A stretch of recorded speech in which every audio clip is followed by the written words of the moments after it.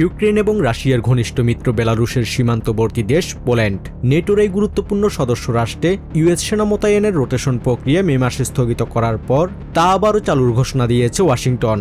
সোমবার পোল্যান্ডের বিটগোস শহরের একটি ক্ষেপণাস্ত্র তৈরির কারখানায় আয়োজিত এক অনুষ্ঠানে এই সিদ্ধান্তকে স্বাগত জানান পোলিশ প্রতিরক্ষামন্ত্রী ব্লাদিস্লাভ কোসিনিয়াক-কামিশ। পোল্যান্ড মূলত একটি ট্রান্স আটলান্টিক সেতু যা আমেরিকাকে ইউরোপের সাথে যুক্ত করেছে। আমেরিকান অংশীদারদের মতে পোল্যান্ড একটি অনুগত ও অনুকরণীয় মিত্র। তাই কয়েক সপ্তাহ আগে স্থগিত হওয়া ইউএস সেনা রোটেশন প্রক্রিয়াটি যে আবারও শুরু হচ্ছে এবং আগামী কয়েক সপ্তাহের মধ্যে তা সম্পন্ন হবে, এই খবরটি আমাদের জন্য অত্যন্ত ইতিবাচক এক সংকেত। ইউরোপের দেশগুলোকে নিজেদের প্রতিরক্ষায় আরও বেশি অর্থ ব্যয় করা উচিত, এমন যুক্তিতে আমেরিকান প্রশাসন সেনা সংখ্যা পর্যালোচনার অংশ হিসেবে এই রোটেশন স্থগিত করেছিল। তবে পরবর্তীতে প্রেসিডেন্ট ডোনাল্ড ট্রাম্প পোল্যান্ডে আরও অতিরিক্ত ৫,০০০ সেনা পাঠানোর ঘোষণা দেন।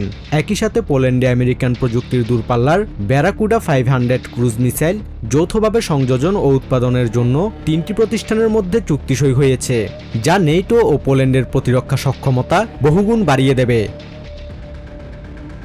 দ্বিতীয় বিশ্বযুদ্ধের সময় পোলিশ নাগরিকদের ওপর চালানো একটি হত্যাকাণ্ডের সাথে জড়িত ইউক্রেনিয়ান জাতীয়তাবাদী বিদ্রোহীদের নামে সামরিক ইউনিটের নামকরণকে কেন্দ্র করে ওয়ারশো ও কিয়েভের মধ্যে সাম্প্রতিক সম্পর্কে কিছুটা টানাপোড়েন তৈরি হয়েছে।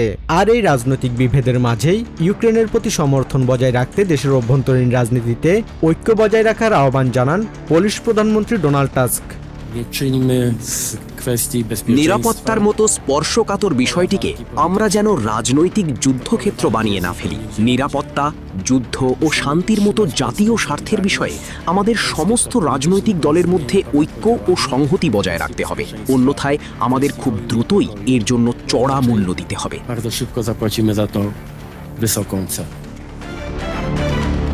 Basudebnath, TVN24 news desk. New York থেকে সম্প্রচারিত TVN24 টেলিভিশন বিশ্বজুড়ে বাঙালির কণ্ঠস্বর।